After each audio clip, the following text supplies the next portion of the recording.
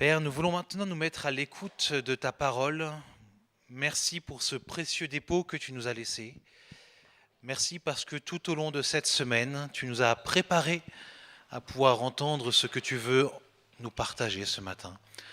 Comme nous l'avons vu dimanche dernier, nous te prions pour que nous tous qui entendons ce message, nous puissions à la fois rester captivés par ton évangile, et en même temps, Seigneur, que tu nous fasses la grâce d'avoir du discernement. Et que, Seigneur, si cela vient bien de toi, que nous puissions répondre concrètement à ta parole. Que tu sois glorifié parmi nous, que Jésus-Christ soit glorifié et que ton esprit continue son œuvre dans nos vies. Amen.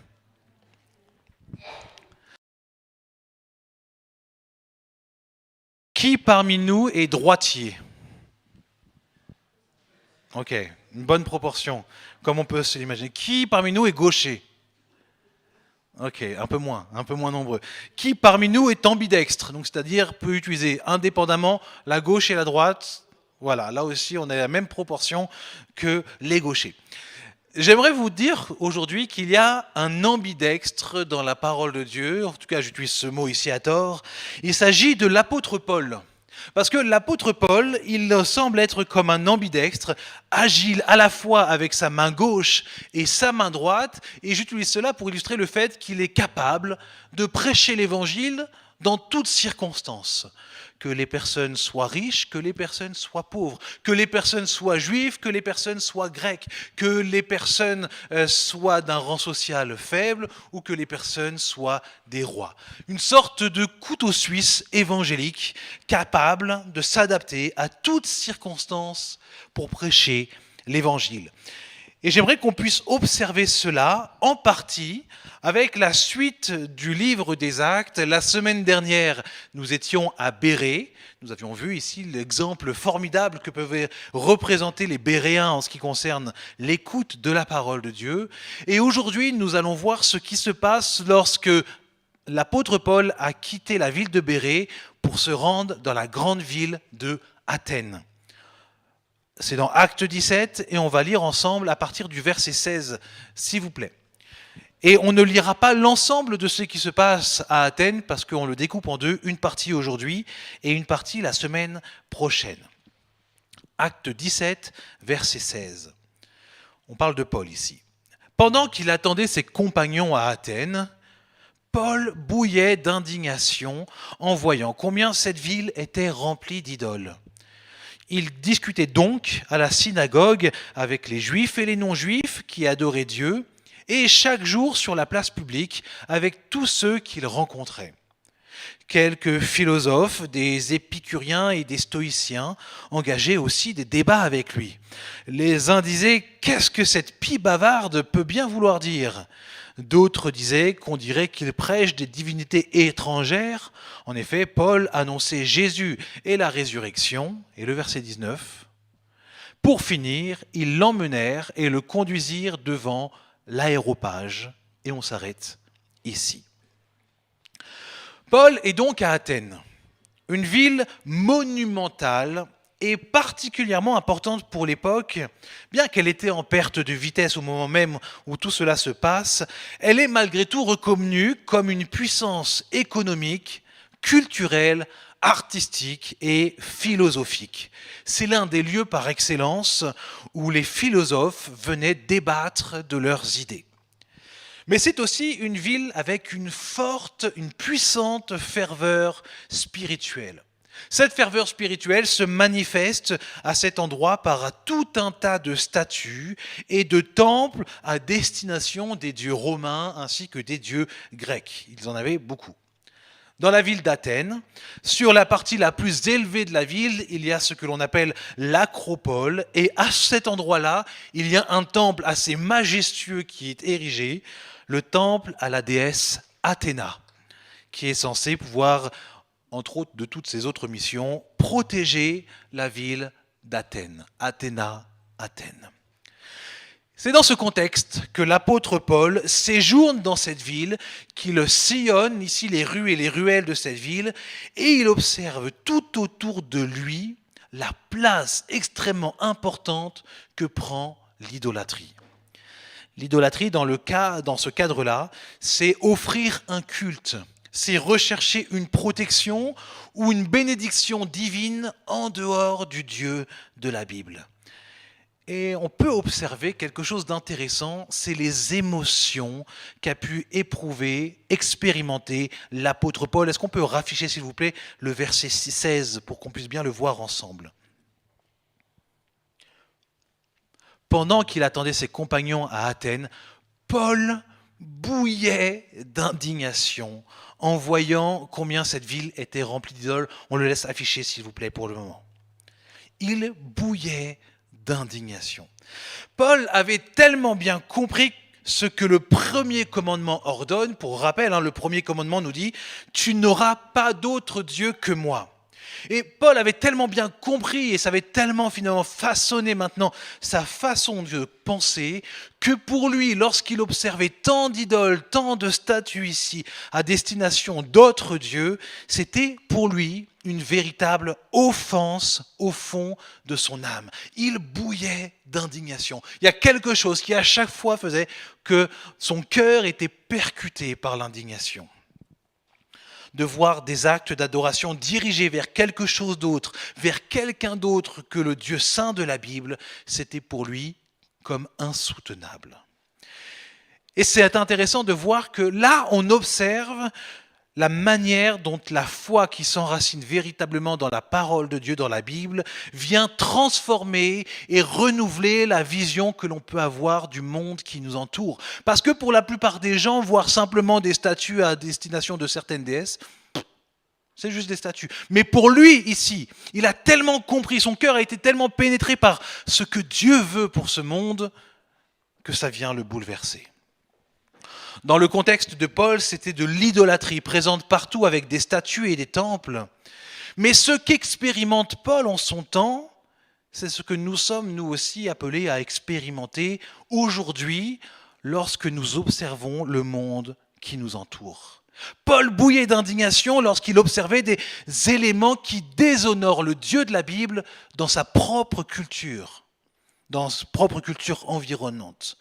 La question que je nous pose pour nous aujourd'hui, sommes-nous aujourd'hui devenus insensibles au monde qui nous entoure, au point que ceux qui déshonorent notre Dieu dans notre culture ne nous posent plus aucun problème? Qu'est-ce qui fait aujourd'hui bouillir ton indignation lorsque tu marches dans les rues de ta ville, de ta culture, de ton pays, de ton monde?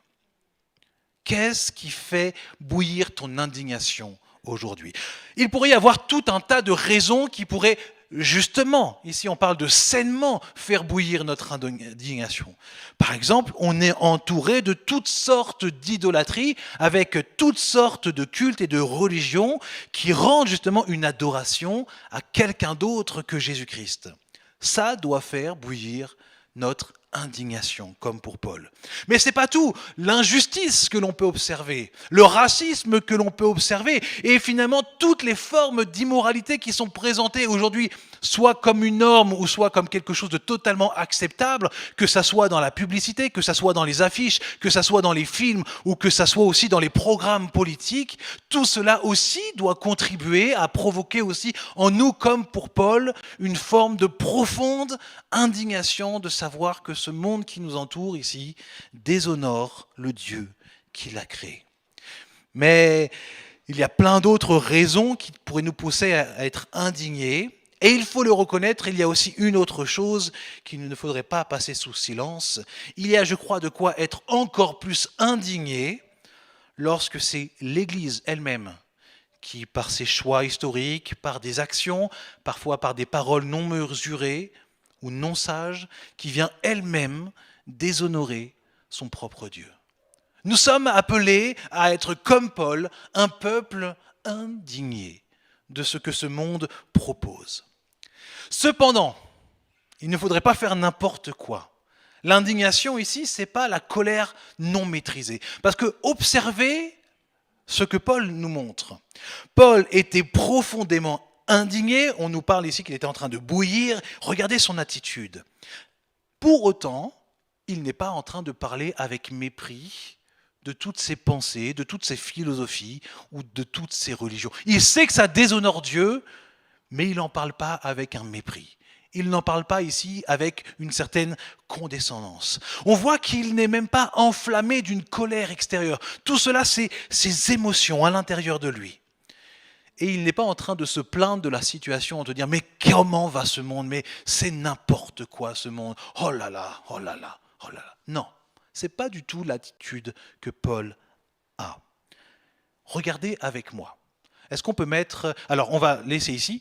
Paul bouillait d'indignation en voyant combien cette ville était remplie d'idoles. Verset 17, s'il vous plaît. Il discutait donc à la synagogue avec les Juifs et les païens convertis, etc., etc. On peut laisser ce verset, s'il vous plaît. Il est indigné. Quelle est donc sa réaction ? Donc, il parle. Il est indigné. Il parle. Paul ne peut pas détruire à lui tout seul les statues idolâtres érigées dans la ville. Il ne peut pas détruire le temple d'Athéna. Par contre, il sait que par la puissance de la parole de Dieu, par la puissance de son témoignage d'une vie qui a été transformée par Jésus-Christ, il peut renverser toutes les idoles qui sont dans le cœur de ceux qui peuvent l'entendre. Peut-être pas capable de renverser les idoles de Pierre, mais les idoles du cœur, là, il a toute la puissance de pouvoir le faire grâce au fait de parler. Il parle. Il parle. Alors oui, face à l'idolâtrie, face à l'injustice ou toute autre chose qui nous indigne, parler peut sembler anecdotique. Mais en réalité, mon frère, ma sœur, si ton indignation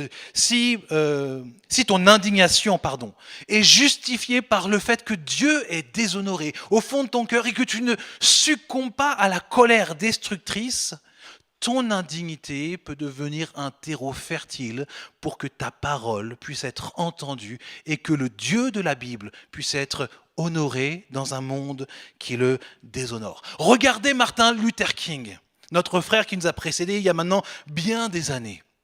C'est parce qu'il a été profondément indigné par la condition des Noirs aux États-Unis qu'il a décidé de se lever, non pas dans une colère destructrice, mais avec la parole. En parlant, et on voit qu'au travers de ce qu'il a pu faire, et que d'autres ont pu faire aussi, il y a des choses qui ont changé, et qu'une situation qui déshonorait profondément Dieu a commencé à changer, même si les choses ne sont pas finies. Mon frère, ma sœur, ce monde qui nous entoure a de quoi nous indigner, et il a de quoi nous faire parler. Mais pour cela, nous avons besoin que nos cœurs et que nos yeux se laissent transformer par la parole de Dieu, de manière à ce que nous puissions voir ce monde comme Dieu le voit et voir ce monde comme Dieu voudrait qu'il soit aussi, par rapport à la vérité qui nous est présentée dans la parole de Dieu, que notre cœur soit tellement sensible à la volonté de Dieu que nous puissions remarquer dans le monde qui nous entoure ceux qui le déshonorent. Si Paul est profondément indigné, c'est qu'il a laissé la vérité de la parole de Dieu imbiber profondément son cœur. Ainsi, mes frères et sœurs, il ne suffit pas juste d'être indigné par ce monde, mais nous avons besoin, comme nous l'avons vu la semaine dernière et comme nous le verrons jusqu'au retour de Jésus-Christ, de nous imprégner en profondeur de la parole que Dieu nous a laissée.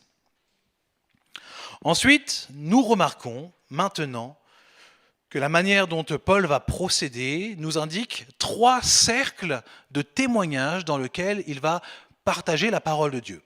On commence avec ce verset 17, on nous dit « Il discutait donc à la synagogue avec les Juifs et les non-Juifs qui adoraient Dieu. » Puis un peu plus loin, on nous dit, dans le même verset, « sur la place publique avec tous ceux qu'il rencontrait. » Et enfin, le verset 19 nous dit « Ils l'emmenèrent maintenant et le conduisirent devant l'aréopage. » 3 cercles différents dans lesquels l'apôtre Paul va porter le message de l'évangile accompagné de son indignation. Paul a commencé par parler, comme il en avait l'habitude, à ceux qui, en fait, spirituellement, au regard des textes qu'ils avaient en commun, étaient le plus proches de lui. En effet, à la synagogue, ceux qui y sont pour adorer Dieu, qu'ils soient juifs ou non juifs, le font en se basant sur l'héritage commun de la parole de Dieu, ici de la Torah. Celle même que Paul va utiliser pour montrer que Jésus est le Messie. Donc ici, ce dont il est question, c'est le fait de témoigner à ceux qui, d'un point de vue de la compréhension spirituelle, peuvent être les plus proches de nous. Dans notre contexte local, aujourd'hui, qui sont ces personnes qui, dans leur compréhension spirituelle, sont les plus proches de nous? Quel pourrait être ce premier cercle? Je vous pose la question. Alors, l'Église, donc oui, ceux qui viennent à l'Église et qui ne connaissent pas encore Jésus-Christ, tu allais dire quelque chose? Ok, donc les amis par exemple chrétiens que l'on a qui ne sont pas forcément dans l'église, on peut penser ici à tout le christianisme dit traditionnel, c'est-à-dire que l'on soit par exemple catholique, protestant ou évangélique, mais par tradition, parce que mes parents sont là, je suis là, mais je n'ai pas encore rencontré Christ, j'ai entendu parler de la Bible, mais elle n'est pas encore devenue pour moi une autorité. Qui d'autre?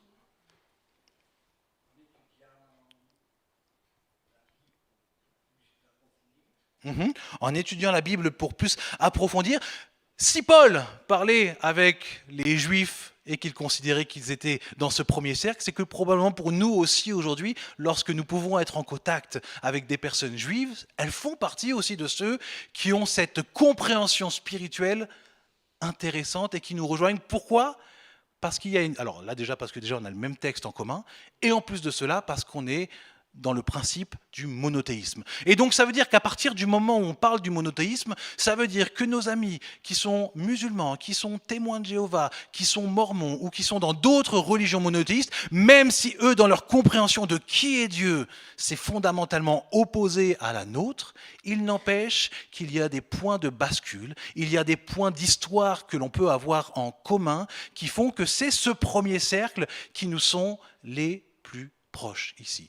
Parce qu'en effet, que ce soit avec un témoin de Jéhovah ou avec un musulman, il y a beaucoup d'histoires bibliques que l'on a en commun, qui parfois sont un peu changées, je dirais de mon côté qui sont parfois trafiquées, mais ça permet malgré tout de pouvoir avoir ce contact de ce premier cercle ici, avec une compréhension finalement qui peut se rejoindre sur le principe du monothéisme. Donc ça, c'est le premier cercle auquel Paul s'adresse, qui était plus restreint que celui que je vous ai dit ici. Puis Paul va à la rencontre sur la place publique. Là, en quelque sorte, il rencontre le tout venant. Il y a des personnes qui sont religieuses, il y a des personnes qui sont athées, il y a des personnes qui sont philosophes, il y a des personnes qui sont riches, d'autres qui sont pauvres, d'autres qui sont commerçants. La place publique, tout le monde. C'est ce qu'on pourrait appeler aujourd'hui, dans notre contexte, un peu l'évangélisation de rue, ce moment où le peuple de Dieu choisit de sortir de ses locaux pour aller à la rencontre de ceux qui composent notre ville, notre quartier, notre société. Et ils vont pour bénir, pour être une lumière, pour être un témoignage, au travers du témoignage, au travers de la prédication, au travers de la prière et au travers de l'œuvre sociale. Et je crois que ce deuxième cercle ici qui nous est présenté, c'est un cercle dans lequel notre église locale est appelée à grandir. Nous sommes appelés à nous saisir de cette opportunité que nous avons en France de pouvoir librement, pour le moment, aussi sortir sur la place publique pour témoigner de l'Évangile. Et j'ose le dire, toute l'Église, sans distinction et sans restriction, est appelée à se saisir de cette mission. Mais, je précise, toute l'Église est appelée à se saisir de cette mission, mais toute l'Église n'est pas nécessairement appelée à sortir sur la place publique. Je m'explique. Nous sommes tous engagés dans cette mission. Certains sortiront, certains prieront, certains financeront, certains organiseront, mais ensemble, collectivement, c'est ce travail qui est fait. Nous portons ceux qui sortent par la prière, nous les aidons à organiser, nous finançons s'il y a besoin, par exemple, de faire des soupes ou autre chose, etc., etc. Tous engagés, mais pas tous avec finalement la même responsabilité et le même rôle dans cette mission.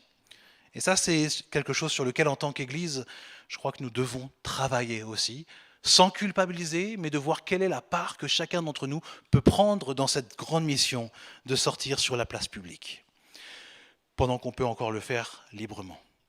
Puis, le troisième cercle, est-ce qu'on peut mettre le verset 19 ? Super. Ils l'emmenèrent et le conduisirent devant l'aéropage. Paul a témoigné auprès de ceux que l'on pourrait appeler une sorte d'académie, c'est-à-dire ceux qui dirigeaient une ville extrêmement intellectuelle. Il y a ici quelque chose de l'ordre de la prière que nous devons formuler pour que des frères et des sœurs aient cette opportunité, comme Paul, de pouvoir annoncer l'évangile aux autorités les plus hautes d'une ville, d'une région, d'une nation. Parce que dans chacune de ces cercles d'autorité, Dieu appelle à la repentance, Dieu appelle au salut, et Dieu veut que dans ces cercles aussi, il y ait des frères et des sœurs qui témoignent de la gloire de Jésus-Christ, qu'ils puissent témoigner de leur indignation de ce monde aussi, et contribuer aussi à ce que ce monde puisse être transformé à ce que Dieu veut pour lui. Donc prions pour que des frères, pour que des sœurs aient ces opportunités qui leur soient données de pouvoir témoigner. Paul, lui, était un véritable couteau suisse et il a été celui qui a témoigné dans chacun de ces cercles. Nous, peut-être que notre histoire fera que nous serons limités à un cercle particulier. Ce n'est pas un problème. Mais Dieu peut aussi faire en sorte qu'il nous ouvre des portes qui étaient assez inattendues et que nous soyons amenés à témoigner, à partager l'Évangile dans un cercle qui nous est assez étranger au demeurant. Prions pour que le Saint-Esprit nous aide à saisir chacune de ces occasions que nous pouvons avoir d'être les témoins de sa grâce. Et là, je veux préciser, parce que je me suis rendu compte une fois où je parlais avec mon épouse que je disais, moi, je veux un sport dans lequel je puisse être témoin de Jésus-Christ. Et pour elle, ce qu'elle entendait à ce moment-là, c'est que je disais, je veux un sport dans lequel je puisse dire des versets bibliques à tout le monde tout le temps. Non, quand je parle d'être témoin de Jésus-Christ, ça ne veut pas forcément dire que je suis en train de dire à chaque fois que je suis en train de jouer au badminton, tu sais, Jésus t'aime, tu sais, Jésus t'aime. Non, c'est pas ça être témoin de Jésus-Christ. Être témoin de Jésus-Christ, c'est premièrement incarner dans ce que nous sommes qui est Jésus, prendre soin des autres, apprendre à connaître les autres, et lorsque des occasions se présentent, de pouvoir dire pourquoi est-ce que finalement nous agissons de cette manière, pourquoi est-ce que Christ est glorieux, pourquoi est-ce qu'ils peuvent en avoir besoin. C'est pas juste être là en train de dire, tu sais Jésus, t'aime. Non, ça c'est juste rabâcher, c'est du légalisme, se dire, si j'ai fait mon quota de versets par semaine, c'est bon, je suis un bon témoin. Non, c'est pas ça. Nous devons incarner Jésus-Christ là où nous sommes. Dieu ordonnera peut-être dans votre vie des éléments qui feront que vous serez témoins auprès de ceux qui ont un bagage biblique, auprès de ceux qui n'ont rien à voir avec votre foi que vous croiserez ici ou là, et peut-être que des portes puissent s'ouvrir par votre travail, votre association ou votre ville pour témoigner dans d'autres cercles. J'ai un court témoignage par rapport à ça. Cette année, j'ai été invité pour la première fois à l'inauguration de la foire de Saint-Étienne. Et du coup, je me suis dit, pourquoi pas y aller ? Je suis arrivé là-bas, je connaissais vraiment personne. Vraiment, c'était pas une expression, je ne connaissais personne. Il y avait le préfet de la Loire, il y avait le maire, il y avait le responsable de la police, de la gendarmerie, de l'armée, beaucoup de responsables politiques, beaucoup de responsables de différentes structures importantes de Saint-Étienne et de la région. Et moi, j'étais là et je connaissais absolument personne. Et puis, c'est très protocolaire ce genre d'histoire parce qu'il y a le maire qui est là et donc du coup, le maire fait un discours, il ouvre et puis après, il doit visiter l'ensemble des stands et puis nous, on est là comme des moutons à marcher derrière lui, on doit juste attendre que ça soit fini. Et moi, je suis là en train de me dire, ok, bon, là, je vais marcher pendant une bonne heure et demie derrière tout ça, sans savoir quoi faire, je connais personne. Et je dis à Dieu, je suis trop timide là pour parler avec quelqu'un, donc aide-moi à me lancer pour parler. Dieu m'a encouragé, il y avait une personne qui était là, je parle avec lui, je lui dis, bonjour, je m'appelle Rodolphe, on ne se connaît pas, qui êtes-vous ? Et du coup, la personne se présente et je me rends compte que je suis en train de rencontrer quelqu'un qui s'occupe d'une grosse structure catholique, pratiquant, et en parlant ensemble, je me rends compte qu'il a un véritable désir que sa foi chrétienne ait un impact dans la manière dont il gère ses collaborateurs. Donc ça m'a bien encouragé de voir aussi des dirigeants chrétiens sur Saint-Étienne. Et puis il y a un moment, il y a un homme qui passe comme ça, je le connais pas du tout, je lui tends ma main comme ça et je lui dis « Bonjour, je m'appelle Rodolphe ». Il me regarde et je lui dis « Non mais cherchez pas, on se connaît pas ». Du coup, voilà, je m'appelle Rodolphe, je suis pasteur de l'église de Saint-Étienne, je connais personne ici, si je ne fais pas le premier pas, je repartirai sans connaître personne. Personne me regarde, il me dit, vous êtes pasteur? Je dis oui, venez, il faut que je vous présente quelqu'un. Il m'amène devant le premier adjoint du maire et il dit, voilà, monsieur est pasteur de l'église baptiste, je crois qu'on n'est pas encore en contact. Il prend mes contacts et puis après il me dit, attends, reste une seconde, il faut que je te présente quelqu'un d'autre. Et là, du coup, il m'amène devant Galé Pertrio en le présentant, etc. Et en fait, l'idée ici, c'est pas de se dire, oh, c'est super, il a rencontré. Non, c'est pas ça. C'est juste que là, dans cette circonstance, Dieu a permis que des portes puissent s'ouvrir. Ils ont demandé à ce qu'on puisse avoir un rendez-vous pour apprendre à se connaître. Et c'est maintenant, en fait, que les choses vont se jouer dans mon cœur, de savoir est-ce que lorsque je serai face à eux dans une réunion informelle comme ça pour parler, est-ce que je garderai le même courage que j'ai eu de juste me présenter pour expliquer aussi l'indignation qu'il peut y avoir dans mon cœur de ce qui se passe sur Saint-Étienne et que je crois que ça déshonore Dieu, et de leur parler aussi de l'espérance vivante que nous pouvons avoir en tant que chrétiens et l'assurance qu'on peut leur donner aussi de pouvoir prier pour eux, qu'on soit d'accord ou non avec eux, qu'importe. Et donc, c'est ce que je demande à l'Église aussi, que le jour où cela arrivera, que vous puissiez aussi me soutenir dans la prière, pour qu'on puisse porter le message, le témoignage de l'Évangile dans ces choses-là. Mais lorsque j'ai dit oui pour aller à cette inauguration, à aucun moment j'imaginais que de telles portes pouvaient s'ouvrir. Mais Dieu, voilà, organise, prépare par moment un certain nombre de choses, et cela pour chacun d'entre nous, là où il nous place. Donc qu'ils viennent nous aider pour être des témoins fidèles, indignés et en même temps fidèles dans la grâce. La semaine prochaine, nous verrons plus en détail ce que Paul va dire directement à l'Aréopage, et vous allez voir, il y a beaucoup de choses extrêmement intéressantes. Mais maintenant, je nous pose cette question. Qu'est-ce que ce que nous venons de voir nous enseigne sur la personne même de Jésus? Jusqu'ici, nous avons vu que l'exemple de Paul nous montre que nous avons raison de nous indigner lorsque Dieu est déshonoré.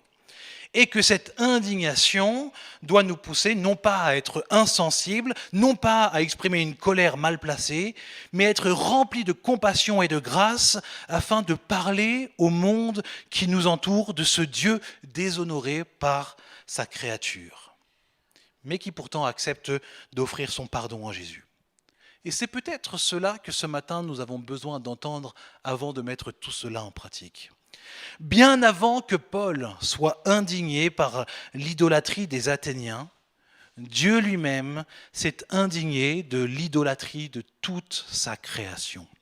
Depuis le début, l'homme a choisi de faire confiance au tentateur plutôt qu'au créateur, au diable plutôt qu'à Dieu.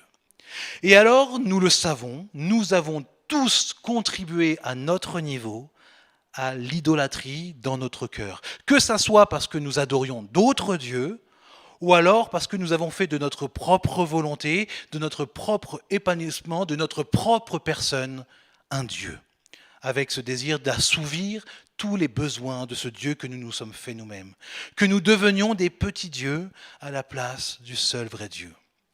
Et finalement, ce que Paul fait en étant indigné et en parlant, n'est que le reflet de ce que Dieu a fait en Jésus-Christ.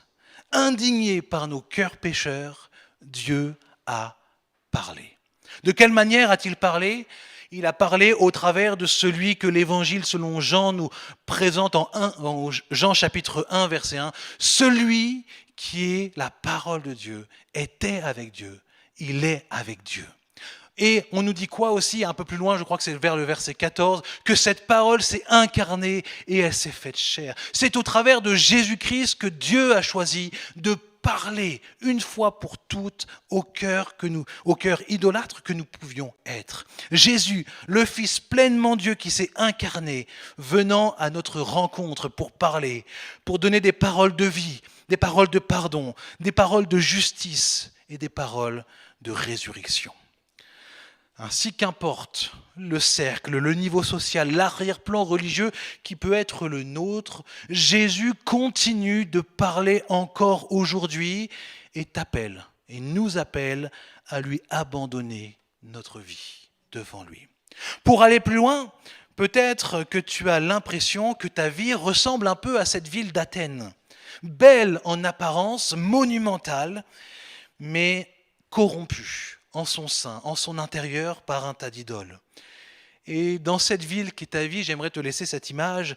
C'est comme si Jésus était en train de passer. Jésus est en train de marcher dans chacune des rues, des ruelles qui la composent, et il met en lumière tout un tas de choses qui, justement, ne le glorifient pas et qui ont plutôt tendance à déshonorer celui qui t'a créé. Si ce matin, le Seigneur met quelque chose en lumière dans ta propre vie, c'est le moment de saisir cette possibilité, de te repentir devant lui, de demander son aide et de recevoir sa vie. Il la donne en abondance. Mais cette ville que nous sommes en nous-mêmes, cette Athènes que nous pouvons représenter, Jésus veut la bâtir. Il veut la fortifier. Il veut la rendre de plus en plus belle. Et il voit aussi toutes ces fissures que le temps et les épreuves ont pu marquer profondément en toi. Des fissures qui parfois ont été causées par d'autres, parfois même par ceux qui te sont le plus proches. Des fissures qui, dans ton histoire, ont été tellement puissantes qu'aujourd'hui ce ne sont plus des fissures, mais comme des ruines. Extérieurement, on ne le voit pas. Personne n'aurait l'impression que ton cœur est en ruine de cette manière. Mais ton cœur, lui, il souffre et il aspire à la reconstruction. Ce cœur qui est le tien, ta vie qui aspire à la résurrection, à la reconstruction, je t'encourage ce matin à saisir une nouvelle fois Jésus-Christ. Il est celui qui rebâtit son Église. Il est celui qui construit son Église. Il est celui qui veut te reconstruire. Dans Luc chapitre 4, verset 18, et on arrive à la fin, voici ce qu'il nous dit. « L'Esprit du Seigneur est sur moi, nous dit Jésus, car il m'a oint pour annoncer une bonne nouvelle aux pauvres. Il m'a envoyé pour annoncer aux captifs la délivrance, aux aveugles le recouvrement de la vie, pour apporter la liberté aux opprimés et proclamer une année de faveur accordée par le Seigneur. » Mon frère, ma sœur, aussi grande soit la souffrance de ton cœur, aussi profondes soient les blessures qui sont les tiennes, Jésus veut te libérer. Jésus veut te restaurer, Jésus veut te reconstruire, il veut t'équiper et il ne va pas se limiter à ça. Et comme Paul avant toi et avant moi, il va ensuite t'envoyer pour que tu puisses annoncer les merveilles de ce que Dieu a fait pour toi et de ce que l'on retrouve dans la parole de Dieu, là où tu seras. Apocalypse chapitre 3 verset 20 nous dit « Voici je me tiens devant la porte et je frappe. Si quelqu'un entend ma voix et ouvre la porte, j'entrerai chez lui et je dînerai avec lui et lui avec moi. » Laisse Jésus ouvrir cette porte dans ta vie afin qu'il puisse te reconstruire et t'envoyer. Je vous invite à la prière.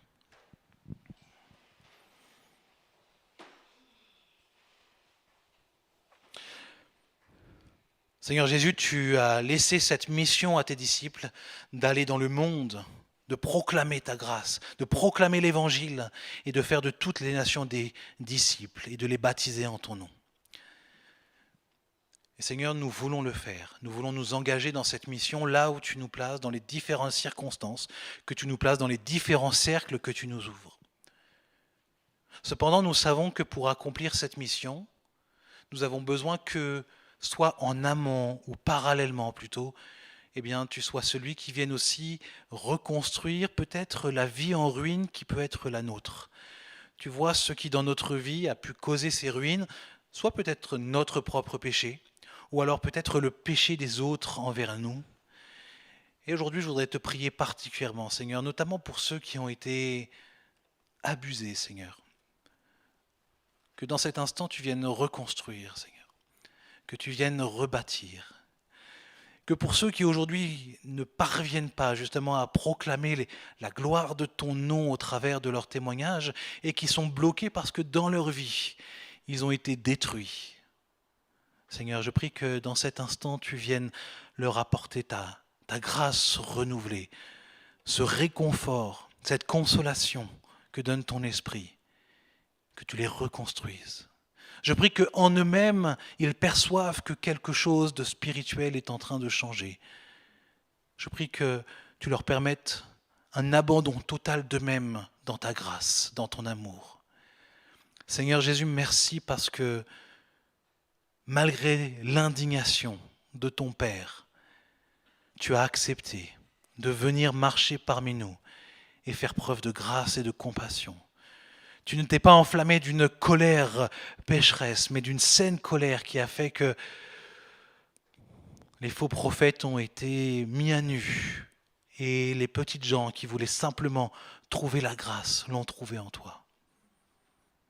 Aide-nous, Seigneur, aide-nous à être des témoins et aide-nous, Seigneur, à reconnaître notre besoin de reconstruction.